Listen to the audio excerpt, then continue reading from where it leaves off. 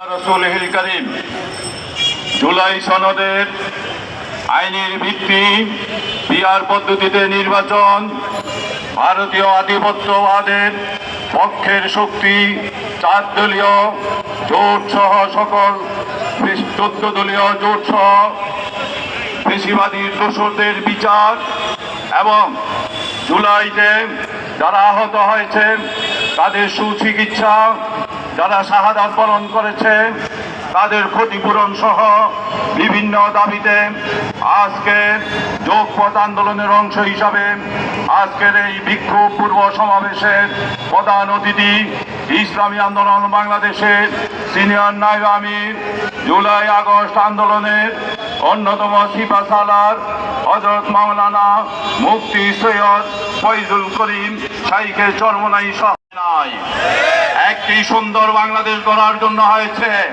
54 বছরে যেই নির্বাচনের পদ্ধতি আমাদের দেশে প্রচলিত রয়েছে, এই নির্বাচন পদ্ধতিতে আমাদের কোনো অধিকার প্রতিষ্ঠিত হয় নাই। আমাদের নির্বাচন পদ্ধতিতে ভোটের অধিকারই প্রতিষ্ঠিত হয় নাই। তাই আমাদের দাবি হলো পিআর পদ্ধতিতে নির্বাচন দিতে হবে। আমাদের দাবি জুলাই সনদের আইনি স্বীকৃতি দিতে হবে। একটি দল বলে ওনারা ক্ষমতায় গেলে আইনি স্বীকৃতি দিবে। আমাদের স্পষ্ট কথা, যেইভাবে চাঁদাবাজি করেছেন, দখলদারিত্ব করেছেন, 5 তারিখের পরে মানুষ দেখে ফেলেছে আপনারা কেমন সংস্কার করবেন আর জুলাই সনদের কেমন। নির্বাচনের আগে আইনি ভিত্তি চাই, সকল সন্ত্রাসীদের গ্রেফতার চাই।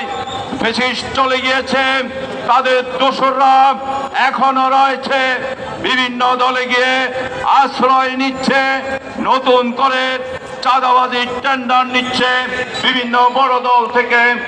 আমরা জুলাই আগস্টের বিপ্লবের একজন সৈনিক হিসাবে আমার বাংলাদেশকে সন্ত্রাসী চাঁদাবাজির অভয় অরণ্যে আমরা হতে দিতে পারি না। 54 বছর যাবৎ নির্বাচন হয়েছে, স্বৈরাচার প্রতিষ্ঠিত হয়েছে, আবার তাদেরকে খেদানোর জন্য, প্রতিহত করার জন্য আবার বৃদ্ধ যুবক সবাই রক্ত দিয়েছে, বারবার রক্ত দিয়েছে। স্বৈরাচারের পতন হয়েছে, আবার রক্ত দিবে, আবার পতন হবে। এইরকম বাংলাদেশ আমরা দেখতে চাই না। আমরা জুলাই আগস্টে বিপ্লব সাধন করেছি।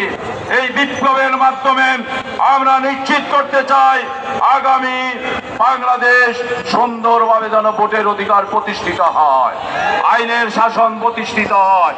বন্ধুরা, আপনারা দেখেছেন ঢাকা সিটি কর্পোরেশনের দক্ষিণের মেয়রের পক্ষে, সেই পরাজিত মেয়রের পক্ষে রায় দেওয়ার জন্য বিচারালয় ঘেরাও করা হয়েছে, বিচারপতিকে বাধ্য করা হয়েছে রায় দেওয়ার জন্য।